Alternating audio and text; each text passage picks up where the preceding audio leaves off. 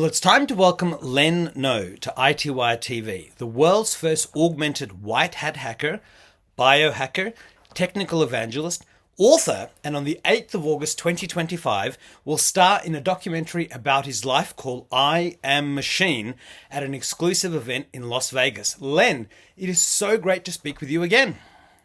Alex, it's been too long. Thank you so much for giving me the opportunity to come back and talk about this. What can I say, man? You look great, so Well, thank you. Well, I've been updating my style. I don't have any implants yet, but I actually, before I go on, I've got a slightly lengthy description of what it is you're doing, so please bear with me when I get to that. But I've noticed that your name is Noe, which is the same letters as Neo from the Matrix, and of course Neo was the one. So has anyone ever, noted that to you, or have you sort of figured that out? I came across the anagram a while back.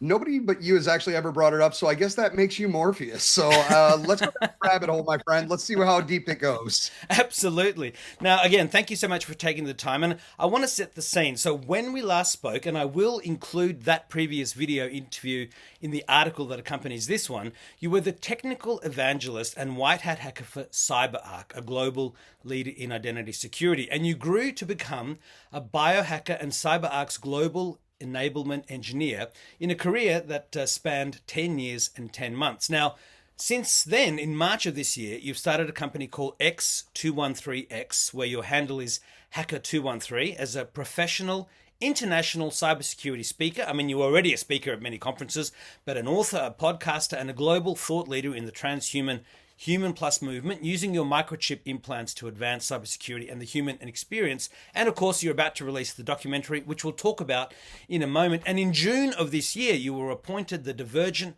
research engineer at cybersecurity firm CW PENSEC. So on top of all of that, when we last spoke, you had 10 bio implants and now you have 11. So what is that 11th implant and where is it? Okay. Well, that was quite a bit, and that was kind of a mouthful there. So let me break that down into pieces. So, yes, I had an amazing career with CyberArk. They gave me a lot of opportunity. It was just time for me to do something different. I wish them all the best.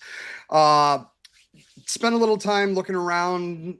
X213X is actually my personal consulting company that I've been running for quite a while. And through certain acquaintances and connections, I was actually introduced a while back to a gentleman by the name of Dr. Gregory Carpenter. And I am taking an opportunity that he gave me. And CW PenSec is a startup pen testing and security company. We do both digital as well as physical type of securities. We do DFIRs, OSINT investigations. So when you look at me and my past, this is kind of like I remember when I got the job offer, my boss, Dr. Carpenter, called me up and he said, I am the evil Willy Wonka, and this is your ticket to the dark side. Are you coming? I don't know. Do you have to ask?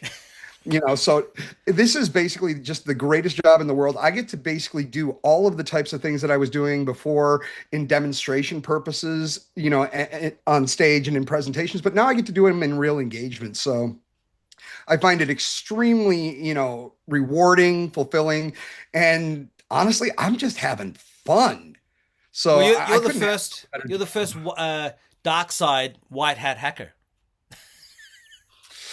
Well, everybody keeps saying I'm a white hat. I think I'm more of the running Gray, joke is I'm taupe. taupe. That's the running joke. What's taupe? Not really white, not really beige, but somewhere in the middle. Yeah. Well, you're badass. There's no question. You're a rebel. I mean, you've got all those different implants. But sorry, keep going. I mean, I've interrupted you. So to answer the final part of that question is what is the newest implant? It is actually a Java card development chip.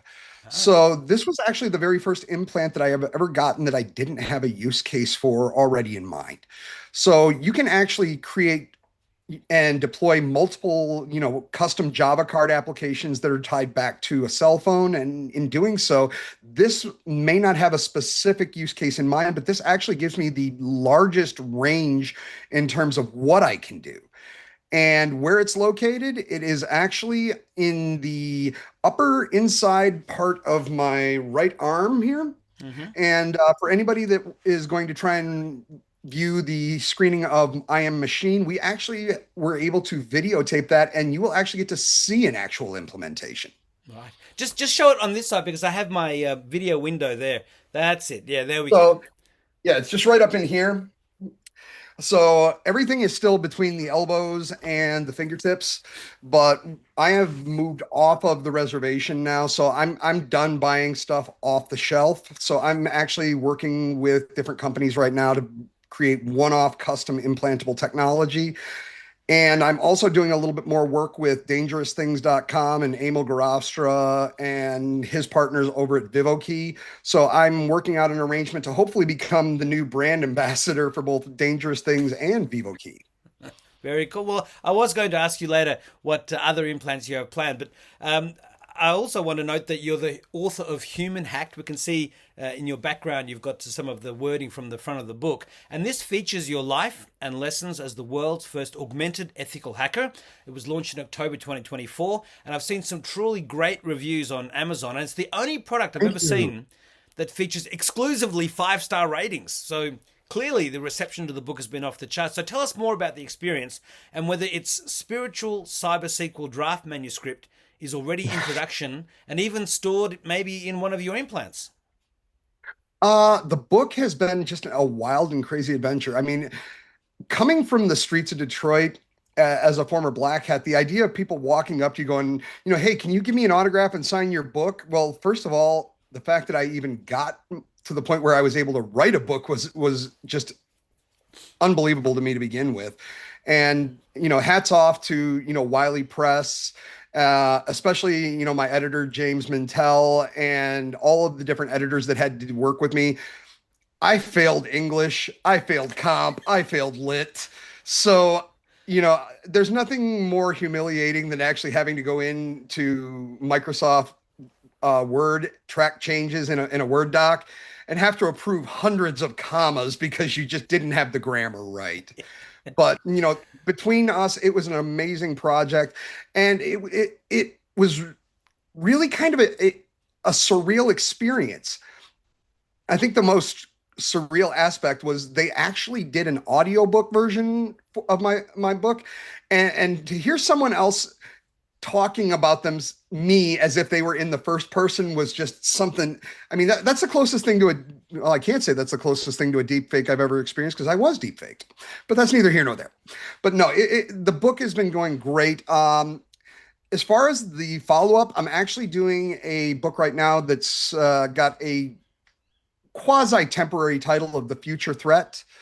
And it's a co-authored book between myself and Dr. Carpenter, where we're discussing transhumanism, genetic modifications through CRISPR technology that can be used as an offensive weapon to target people based on genetic characteristics, being able to scan brain waves and put those into an AI computer and turn EEGs back into actual physical pictures. So yeah, we're staying right out here on the fringe of what is considered biological and technology, but I couldn't imagine myself being anywhere else. Yeah, oh, you're right on the front seat, the edge of technology, the future, the transhumanism. I mean, it's truly exciting. And I was just going to actually ask about the book. Did they use AI to voice the book, Nope. or was it? No, I actually, it was a real author, and I don't know if we can get away with saying this, but it's Australia. One of the funniest interactions I had with Wiley was when they told me that they were going to actually produce an audiobook version of Human Hacked. My first request was, can we get, Samuel L. Jackson in the character of Jules from Pulp Fiction to read? And they didn't like that idea. And then it was like, well, what about Morgan Freeman?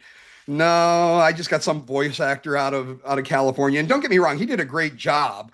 But it's weird hearing somebody talking about my stories and my experiences using a different voice as if it was their own. What? So Yeah, but why didn't you want to do it yourself? that wasn't really an option. And plus, I don't really think I have a voice for it.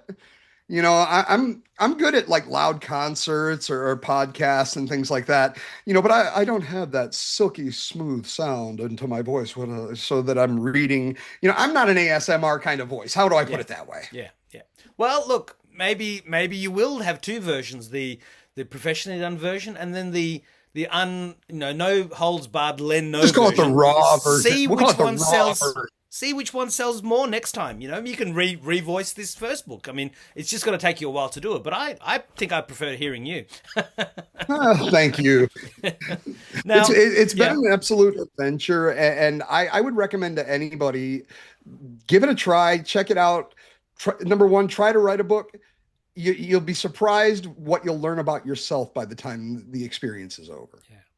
Well, look, that is all truly fascinating. And of course, the book's spiritual cyber sequel actually launches on August 8th this year as your documentary called I Am Yes. Machine. So, look, I'm going to play the trailer for the documentary at the end of this interview. But what is a sneak peek of what viewers can expect from both the documentary and the event itself, where you'll be hosting a special Ooh. Q&A? Well, if you're lucky enough to get into the event, this is going to be crazy. We're being sponsored through Fulcrum and the Cyber Circus Network podcast. And we have actually rented out, and we have completely booked out the Starbase Las Vegas on Diablo Drive. And it's going to start at 8 o'clock. So it's 8 at 8. It's kind of hard to forget. Yeah. So August 8th, 8 p.m. Doors open. There's going to be a meet and greet. We've got a full screening of the entire film. We've got over 100 copies of my book to sign and give away. There's going to be a networking thing afterwards. As far as the movie itself, this is the most unabashed, uncensored access I have ever given anyone to my life. So we did filming in Philadelphia. We did filming in Austin, Texas. We did some filming in Detroit. So this is basically the entire story of me. What it was like for me growing up. My father was able to be interviewed, so he gave some really amazing, funny stories about what it was like having me as a child, including one where I thought it'd be a good idea to try and go out and fight 5 different people all by myself. Thank you, Dad. Uh, but we've got some video for some of my events. There were some interviews done with some of the attendees at some of the events and how they were able to, interpret what I was doing. And I think the coolest thing about the documentary is my mechanic, Pineapple Tangora, who is my body mechanic, and he runs and owns Shaman Modification here in Austin, Texas, actually agreed to be on camera and allow us to film the latest implant. And I will say, everybody's heard me talk about, all these crazy things that I've had done. You're seeing the end game. So when I first started doing this, there was a lot more involved. There were scalpels, there were dermal elevators. It was this close to being an actual surgical procedure. The only thing missing was the medical license. Due to the way that technology advances now, a lot of it's done with just a single very large needle about the size of a pen, and the whole process is over probably, I would say, within less than a minute and a half. For anyone there in Australia that's interested in sponsoring a screening, reach out to my publicist, Latanya, Latanya, at theokellyfactor.com. I would love the opportunity to bring this to Australia and do a screening. So if you or any of the listeners are interested, let's get something going, because I'm definitely down to come back down under. Yeah, well, absolutely. Well, that was the reason we spoke last time, because you were in Australia for a CyberArk event. So I'm guessing that the video or the documentary won't be available to watch on streaming or anywhere just yet. I mean, you're going to be Not using yet. it as a special We're going to be touring. touring on Yeah, it for yeah. a little while, but we are in some discussions with both South by Southwest Film Festival, the Cannes Film Festival, and we're actually doing some investigation into both Netflix and Vice as well. So Excellent. this will be available at some point. It is kind of exclusive here in the beginning, but it's my hopes that we're going to be able to get some really broad distribution on this, because I think it opens the world's eyes a lot easier than the book does. I mean, we're both over the age of 30, and the idea of sitting down and reading a book just doesn't really resonate with, the modern crowd as it did with us. So for me to be able to take what was in the book and put it on film and actually be able to let people watch it, this is not just about me, it's about all of us, and it's about what it means to actually be human in this new world. You know, the last time we spoke, I was focusing a lot of my attention around the attacks that could be done with these types of implants. You know, and I think that we basically ran that card into the ground. What I'm doing now is showing these implants are also possibly the only thing that's going to be able to save us in this new digital future. You know, we're talking about AI, we're talking about large language models, we're talking about tech where we're no longer interfacing to the machines using the languages that they use. Mm. We've added language as an abstraction layer. So I still have the capability of talking to machines over native protocols. And is something like that, or even like the Vivo key implant that I have, which is the crypto bionic security chip, is something like this going to have to act as a private key to an individual in a new deepfake world?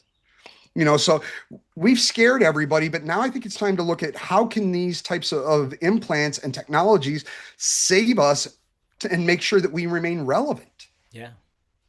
And look, we've seen implants in science fiction for years. Just in Star Trek, we had the visor from Geordie LaForge. Oh, We yeah. had all of the Borg implants with Seven of Nine. I mean, one of the Oh, episodes let's of go to Deep Star Wars. You know, Well, Star after Luke, Wars. yeah, Yeah, Luke got his hand cut off, and the next yeah, thing you know, they're just sitting there poking, and you can watch all of the mechanics of his fingers moving. yeah. So, but let's talk about some real life stuff for just a minute. You know, everybody is familiar with, you know, STEM implantable pain management tools Hmm. or cochlear audio implants. We now have an implant that goes underneath the clavicle for people that are suffering from sleep apnea. There's a new implantable continuous glucose meter that you can get if you're a diabetic. You know, and so more and more of what we normally would have seen as external ways of addressing health concerns within the human body are now being done in vivo. And And just we can quickly, talk. a relative has just had a pacemaker put in. Another friend of mine, their partner has had an implant put in to deal with Parkinson's. So this is becoming extremely common. And I've said for years now, whether it's medical or selective, anytime you implement technology into the body, you have to assume the responsibilities of any deficiencies of that technology or vulnerabilities. So, beyond just what that could do if somebody was able to potentially get to the signal for your friend's pacemaker or their Parkinson's device, you know, what concerns me is as we keep going down this road and more things seem to be going into modularized components that can be put in vivo, tied to mobile devices and therefore internet connected. Are we going to move into, do you remember that old movie, The Repo Man? Look, yeah, but Have I've it? forgotten what it's in there. Go on, tell me about it again. Basically, Yeah. this is where, you know, if you don't pay your medical bills, they'll come and take the medical treatments back. Okay. So Maybe I haven't seen it. So my question is as we continue to move all of these services, we've seen, especially within the business community, everybody moving from an on-prem to a SaaS model, especially if you're a service provider. That way, if you don't pay, I can shut your service off. Yeah. You know, these are the kind of things that concern me moving forward, especially with implantable technology around medical and health. If I have, say, a glucose meter that and I'm a diabetic and I don't pay my medical bill, does that mean that they're going to turn off my service? Yeah. And I would no Yeah. longer be able to gain access to that type of medical treatment. You know, we've seen in the last month, 3 states here in the United States have recently enacted neural data privacy laws for BCIs and brain implants. So we're taking the concepts of identity security much farther than they ever were before. And it's only going to continue to get more and more advanced as the technologies continue to advance and the size of the devices continues to decrease.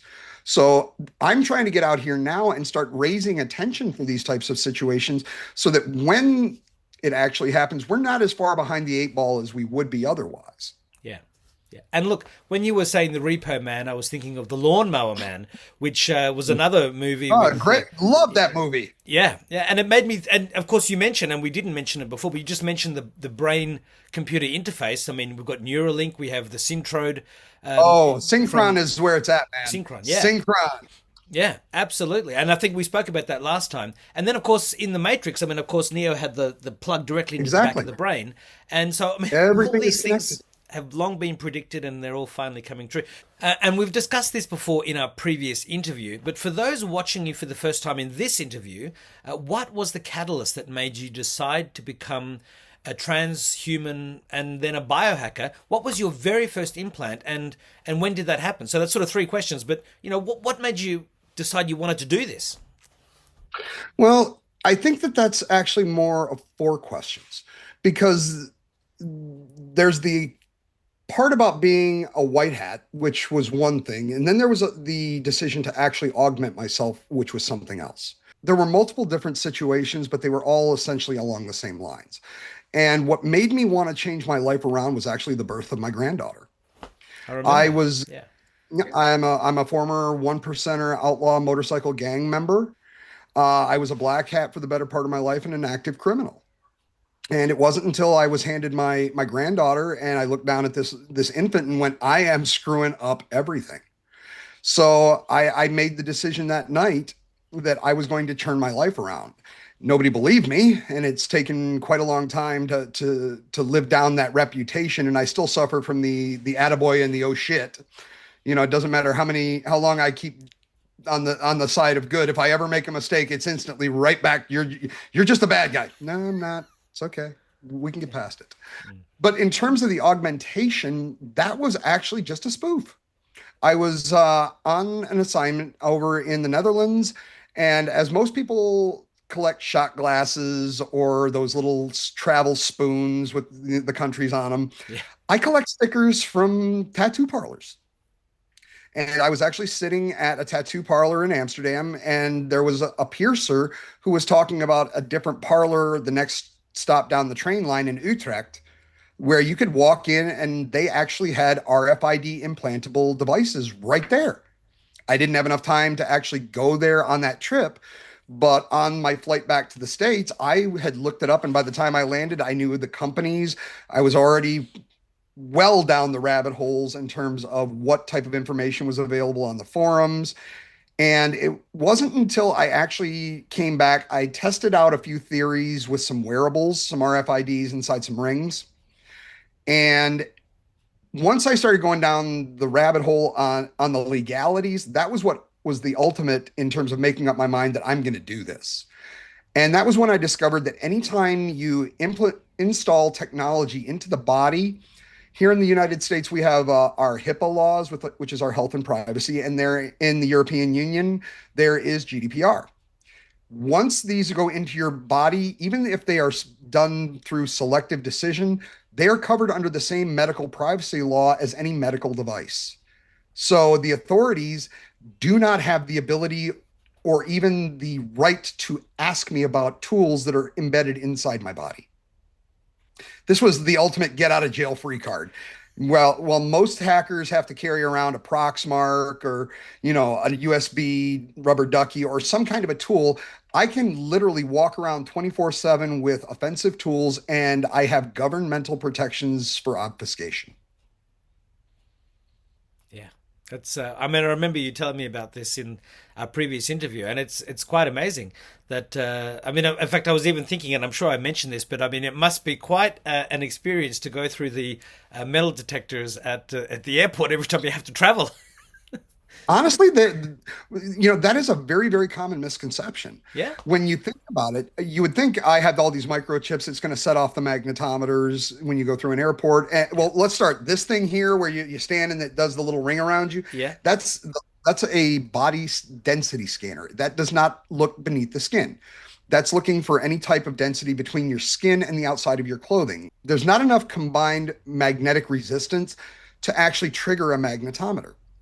Most circuitry, if you think about it, is actually not metal. It's made out of silicon, so it's actually sand based. So there is some metal in the implants in terms of solder, antennas, coils, but these are very, very small. And as somebody who at one point in my past actually worked as an airport security person I think I was about 19 at the time, um, there's not I'm trying to remember exactly what it was. I think it was, if memory serves, I think it was the total combined amount of magnetic resistance for a 22 caliber bullet in order to actually trigger a magnetometer. Right. That's the reason why women can walk through those the metal detectors wearing earrings or necklaces, and they don't necessarily set it off. It's not that it's not detecting the magnetic weight; Mm. they're just not setting them that sensitive. Yeah. So I'm one of the few people I know that actually has my own FAQ. And the top question is, are these the same implants that are in my dog or cat? Not the same technologies. Second question, how do you get through an airport? Left foot, right foot, left foot, right foot, left foot, right foot.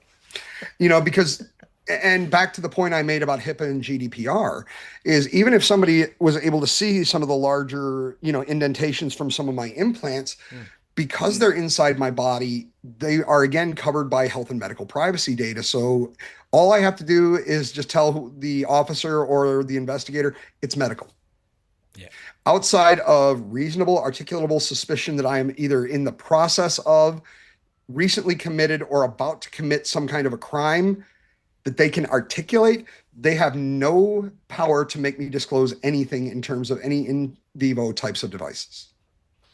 Well, fascinating. And in fact, it makes me wonder if you could tell us, and you don't necessarily have to tell us about all of them, but what are some of the other implants in your body, and in brief what they do? And I think we actually spoke about this in the previous video as well. So that's always available for people to watch if they want to see even more Uh, information. I'll break it down into four different categories. I can do pretty much anything within the NFC family. So NFC triggers, beaming, contact information. I can actually tap and hand you my contact information. I can interface with, I think it's close to about 567 RFID based physical security protocols, Prox, Diamond, Pyramid, Indala, HID 1, 2, and 3. So I can skim your physical access badges, write them down to implants, and compromise physical locations with zero indications of compromise. I have the crypto bionic chips, which is the VivoKey architecture. This actually is a FIPS compliant chip that actually has a companion app on my phone. This handles my one-time passwords. It'll do HMAC SHA-256. It'll do PGP encryption. And this is essentially how I deal with maintaining a higher level of security for my digital presence. Mm. I have a biosensing magnet in the tip of my fingers. And this actually allows me the ability to feel electromagnetic fields and currents.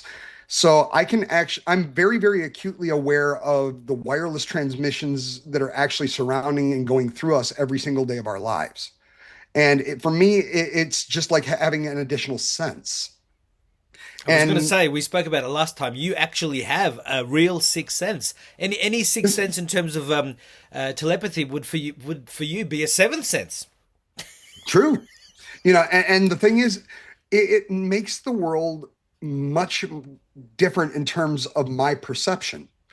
Mm. I had to visit a friend in a hospital not too long ago, and actually was walking down a hallway where they had an MRI machine running on the other side of the wall. And it was like, I'm in the middle of the hall and I can actually feel the magnetic field as I was walking by. You know, we as normal human beings are completely oblivious. And that's just or magnetic energy. Mm. What about radio waves, microwaves, Wi-Fi? Our bodies are being bombarded with all of these types of technology, and we take it all for granted. I'm in a unique position where I can actually be more conscious and tuned into the environment around me as a result of these types of things. Yeah, absolutely. And I mean, there are people who are sensitive to various RF waves and Wi-Fi, etc. And I mean, I'm so thankful that I'm not. But I mean, if this does become an issue, we might need some sort of implants to try and somehow desensitize us to some of these things, if that's possible. Well, I mean, the idea of implantable Faraday cage or Faraday solution, I'm not going to call it a cage, but the idea of putting some type of a Faraday RFID signal blocking mesh under the skin is really not that out of the realms of possible reality. Now, You you know, have, yeah, well, I mean, the possibilities, I guess, are endless. But you have mentioned that you are looking at other implants in the future. I was going to ask, which ones, but you've already mentioned some of these the keys. But I'm imagining that some sort of future brain chip, synchron, chip with an Oh, LLM that interfaces directly with your brain, so you become the ultimate merger of man and funny machine. you bring up funny you bring up synchron. I think I am the only normal, well, I guess I can't really call myself normal, but it's a quasi healthy individual that has reached out to a BCI company because I reached out directly to Synchron and asked them if they would like to use me as a control patient. Yeah. I volunteered. It was like, let me have one. There's nothing wrong with me. Well, again, I can't, depending on who you ask, that's debatable. But I don't think there's anything wrong with me. Yeah. But I would love the ability, and I've actually been working on trying to get some conversations going with Neuralink's patient one, Yeah. here in the United States, just because I'm this far down the rabbit hole with this type of technology. I think that these types of things are going to change everything for people. We're starting with shut-ins and Parkinson's and the people who are truly disabled. But I can see just by looking back at history and what we're seeing today. I mean, if you look at tongue piercings, splitting of the ears, a lot of what we're seeing in modern culture today is based off of tribalistic rituals from other cultures in the past. Mm. And it used to be looked at very shoddily. This is improper. This is not what things are like in professional society. I don't know about how things are there in Australia, but I can walk into a bank here in the United States and I will find people with blue, orange, green hair, tattoos, piercings. So the idea of what is considered socially acceptable, in my opinion, if you look, we can see that needle moving over time. And I think it's only a matter of time until these types of devices, BCIs, may be open for anyone who wants them that can afford them. And my only hope is I'm still alive when it happens because I'll be the first one in line. Yeah. Well, the ability to control your devices just by thought is real. I mean, that is effectively the It's happening traditional now. sixth sense. Yeah. And it's electronically, technologically delivered telekinesis of sorts.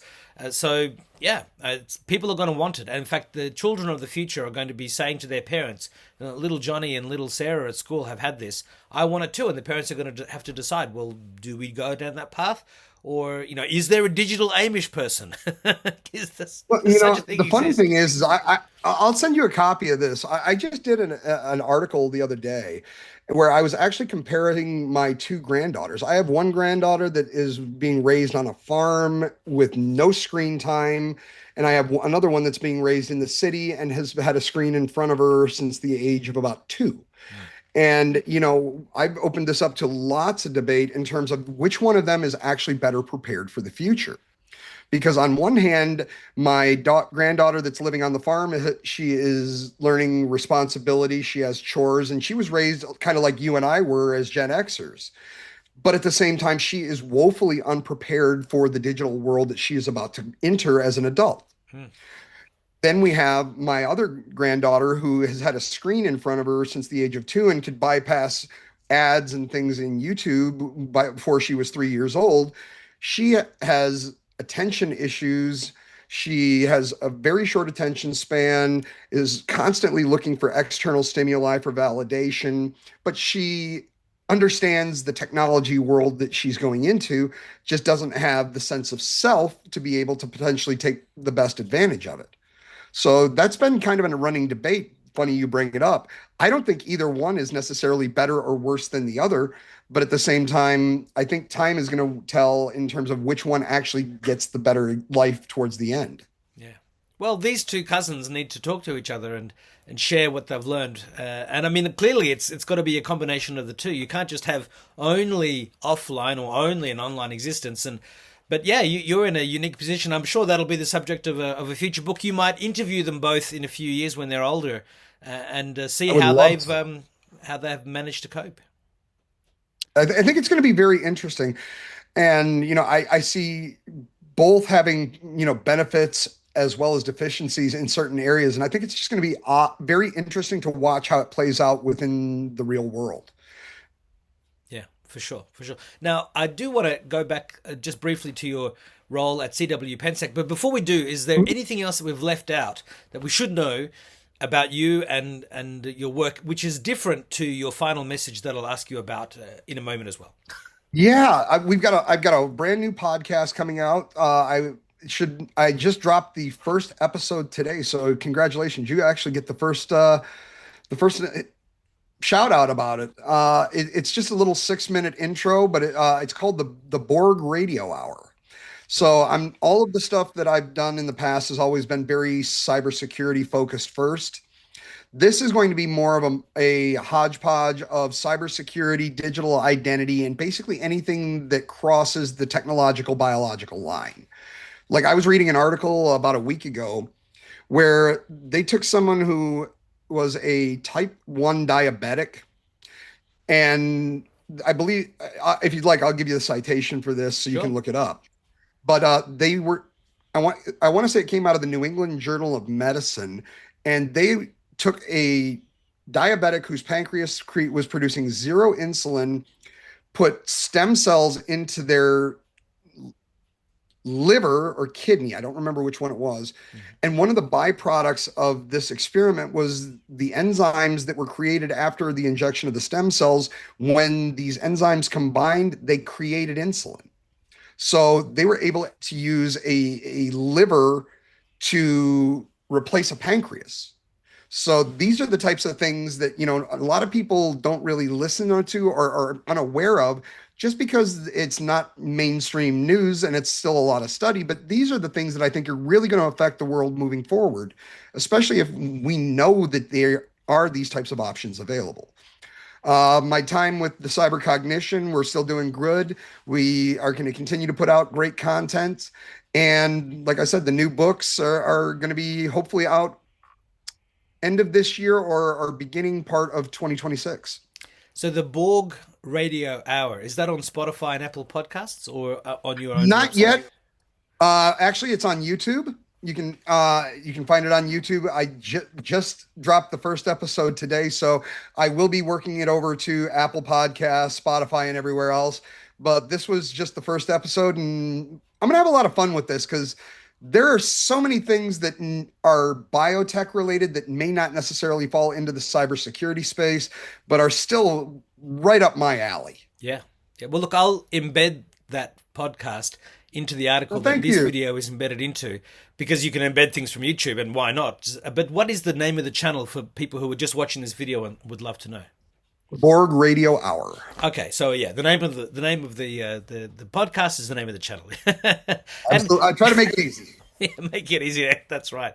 And just remind us again about your role as a divergent research engineer at CW PENSEC. I know we spoke about it at the start, but for those who are tuning in now, just give us the short version. Basically, I am a pen tester, red teamer, and anything else that you could imagine. Digital forensics, OSINT, custom coding, anything that falls within the realms of security and can be approved through our rules of engagement and our lawyers that will keep me out of jail. You can hire a hacker.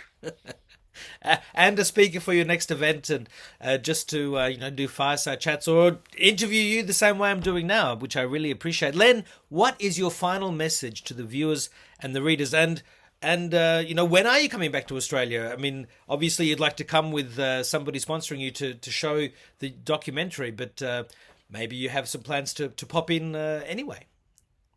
Well, I've been doing some talks. I don't know if you're familiar with a gentleman in the name of Ryan Williams. He runs the cybersecurity site Hack. He also does Hack the Hills. So I'm talking to him to see whether or not there may be an opportunity for me to come down for Hack the Hills. Australia, unfortunately, is one of those long trips. I'm trying to get back. And like I said before, if anybody is interested in trying to get together and work on a sponsorship package, then get a hold of my publicist, Latanya, Latanya, at the O'Kelly Factor. We are open to discussing all opportunities. I love the Australian people, love the place, and if I get the opportunity, I will be on the first flight. But at this time, I don't have anything on the books for Australia at this time. Sure, sure. So Well, look, thank you so much, and best of luck with the documentary launch on August the 8th in Las Vegas. I do look forward to speaking with you again soon. After we say goodbye, please stick around for the I Am Machine trailer. So, Len, thank you again, and I look forward to talking to you soon. Thank you again, Alex. I really appreciate the opportunity to come back on. And, if there's any opportunity for us to do something again in the future, I will be your guest anytime. Sure. I Well, thank appreciate you. your time. And I will tell you, close with the same thing that I say at the end of every one of my podcasts: stay safe, stay secure, stay sovereign, and by all means, stay dangerous. I heard you saying that just yesterday when I was watching your content. So that's wonderful. And look, here's the trailer.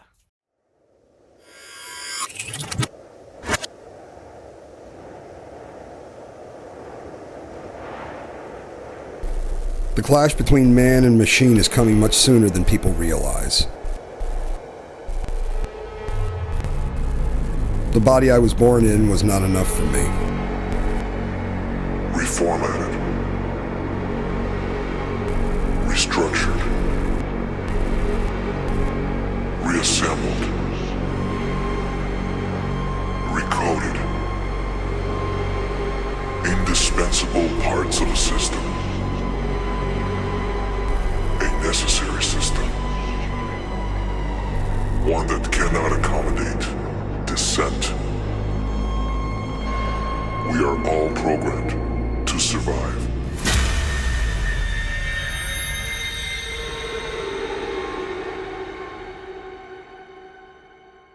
Adapt or die.